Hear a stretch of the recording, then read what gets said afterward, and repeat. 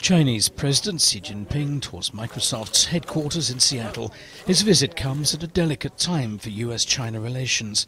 Before he arrived in the US, officials said Washington was considering sanctions against Chinese and Russian firms and individuals for cyber attacks on US commercial targets. Speaking to industry leaders at Microsoft HQ on Wednesday, Xi spoke of a shared vision of an open and secure internet. A secure and prosperous cyberspace is of great significance for peace and development of not only one country, but for the whole world. Therefore, to study how to govern the Internet and make good use of the Internet has become an issue of interest to all countries and is studied by all countries.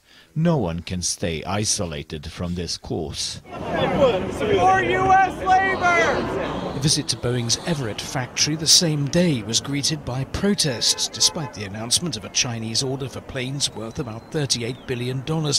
Workers from the Machinists Union fear the aircraft maker's plans for a 737 finishing plant in China will cost jobs in the U.S. The idea that China can have these unfair labor practices that entices American corporations to send our jobs overseas is something abhorrent. The protesters included pro-Tibetan groups opposed to China's fight against separatism and a handful supporting the Falun Gong religious group, which says it's oppressed in China.